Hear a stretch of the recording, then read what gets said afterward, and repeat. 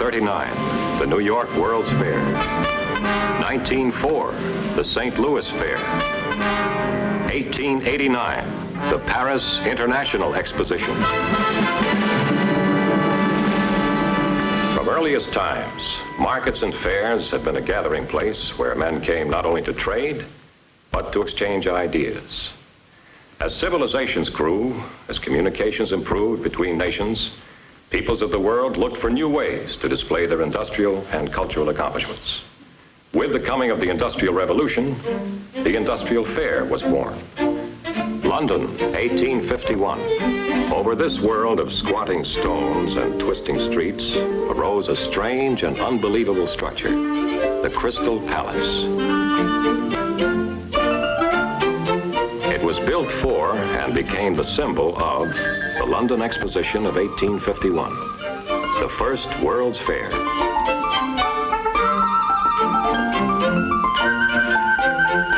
With each succeeding fair, people came from greater distances. Fair buildings introduced new materials in daring engineering and architectural concepts. Timekeepers of progress. In 1889, there arose over Paris the theme symbol of the Paris International Exposition, the Eiffel Tower.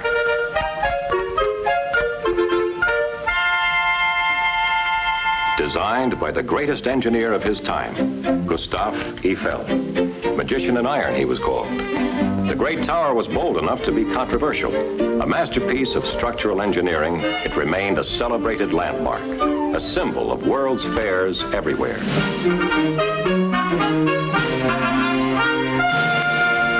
Then, one day in March 1963, notables of both France and the United States gathered at Flushing Meadows, New York, for the beginning of construction of Unisphere, theme symbol for a new World's Fair. Robert Moses, president of the World's Fair Corporation. We looked high and low for a challenging symbol for the New York World's Fair of 1964 and 1965. It had to be of the space age. It had to reflect the interdependence of men on the planet Earth. And it had to emphasize their achievements and aspirations. It had to be the sign ashore for all visitors, dominating Flushing Meadow and built to remain as a permanent feature of the park, reminding succeeding generations of a pageant of surpassing interest and significance. What stronger, more durable, and more appropriate metal in the record of American constructive accomplishments could be thought of than stainless steel? And what builder more imaginative and competent than the United States Steel Corporation? In most uncooperative March weather, René Legrand Eiffel, grandson of the creator of the Eiffel Tower, signaled the start of construction of Unisphere. The first member to go into place was one section of the USS Core 10 steel pedestal. Unisphere, the largest representation of our globe ever attempted. Unisphere, the largest stainless steel structure yet built. Stainless steel. Why? Because it is to become a permanent landmark, Unisphere must be virtually maintenance-free, yet remain enduringly beautiful. Stainless steel alone could do the job. Decoratively used for years by architect and designer, it was easy to suggest stainless steel's strength and beauty for a structure so large. Here's what our engineers went to work on. Assignment. For purposes of monumental beauty only, complete a feasible design for a stainless steel structure as high as a 12-story building. If Unisphere were to be harmonious when viewed from any angle, no diagonal bracing could be used between parallels and meridians. Take away such bracing, and conventional structural members normally get heavier and bulkier. But each structural member of Unisphere must appear light and attractive. Perched atop a sculptured base, which must suggest lightness and grace, Unisphere would have to withstand the enormous and changing forces of the wind, as well as its own weight. The continents and islands would act like sails, and wind pressure could exert forces nearly equal to the weight of the entire structure. Because Unisphere is open and its land area is irregular in size and position, the wind blows on either the outside or the inside, the front of a continent or its back. No past experience was available to calculate the wind forces because no one had ever built a Unisphere before, or anything like it. To meet this phase of the challenge, exhaustive wind tunnel tests were conducted at the University of Maryland. From these aerodynamic tests came the data that made design analysis possible.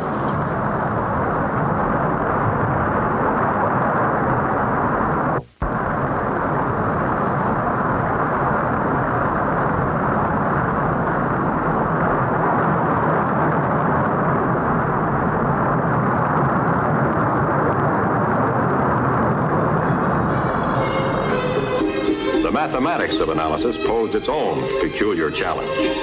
Unisphere had to be completed by April 1964. High-speed computers were used to solve the thousands of problems that would have taken years if attempted manually. In the design of this large bridge, for instance, it was necessary to solve only 35 simultaneous equations. In Unisphere, one problem alone required a solution of 670 simultaneous equations. Design analyzed and approved, fabrication and construction could begin. Thousands of different pieces had to be cut, formed, assembled, and welded. Box girders, tubes, beams, channels, angles.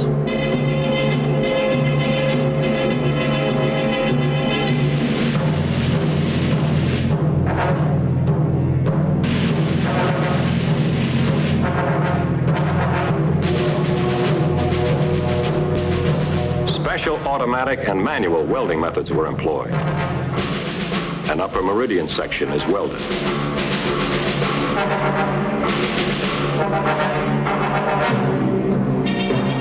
The South Pole is assembled.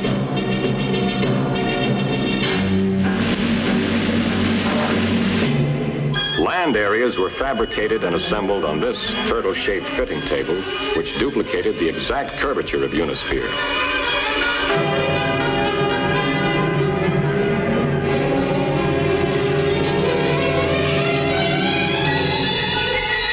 Conformed to United States Army Engineering Corps contour maps, mountains and valleys are shown in exaggerated relief in order to achieve effective visualization of elevation. Wrapped to protect the stainless beauty, sections were shipped by rail and highway to Unisphere's site.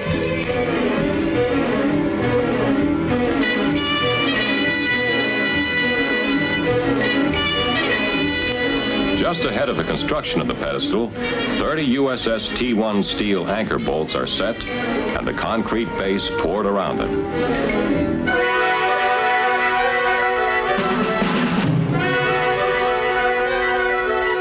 First structural member to go into place is the South Pole.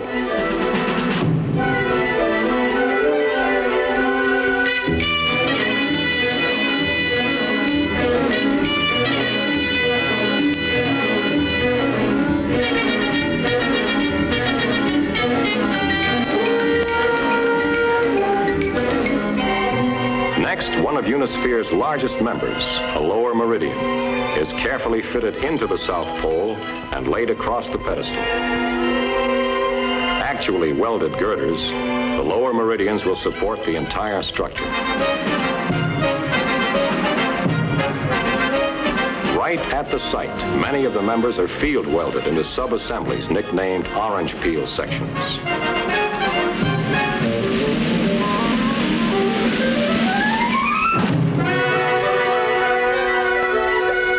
To provide support and access, a temporary mast is placed along Unisphere's polar axis.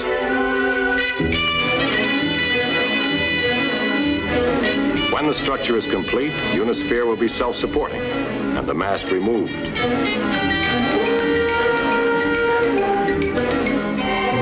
The southern hemisphere like a giant bowl, is completed in 83 days.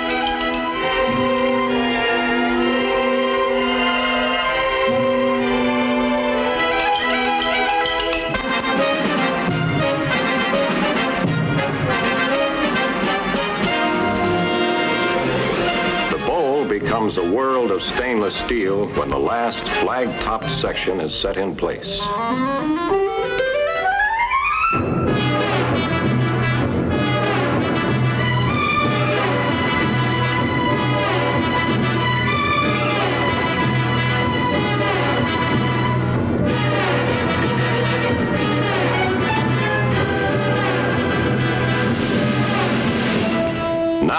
Addition of the land areas can begin. Delicate work.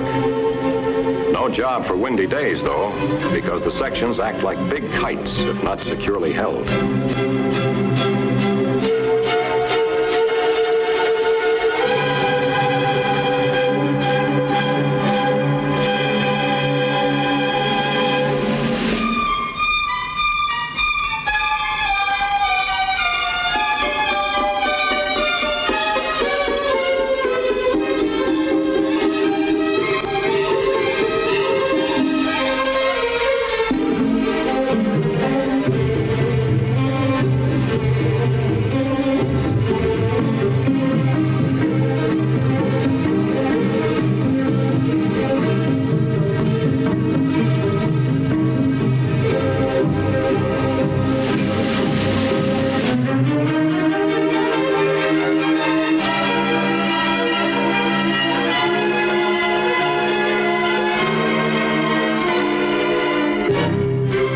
And islands in place, it remains only to raise the 3 orbit rings.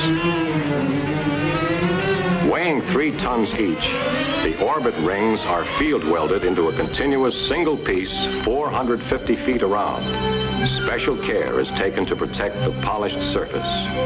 To prevent bending, each orbit ring is lifted by 4 cranes, each attached at 3 points. An intricate communication plan and network links all hands.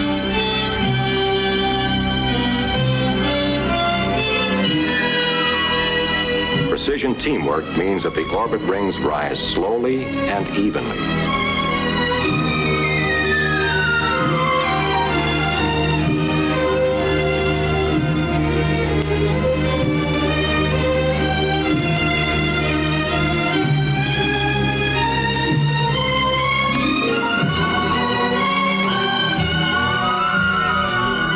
About 50 stainless steel guy wires connect each ring to Unisphere, just as spokes tie a bicycle wheel rim to its axle.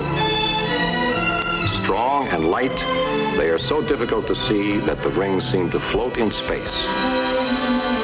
Only 162 days after construction was begun, Unisphere is complete. Its challenge successfully met. Crystal Palace, Eiffel Tower, Trilon and Perisphere. Unisphere now joins these and the other memorable timekeepers of progress. A spectacular piece of open stainless steel sculpture, Unisphere is dedicated to man's aspirations towards peace through mutual understanding and symbolizes his achievements in an expanding universe.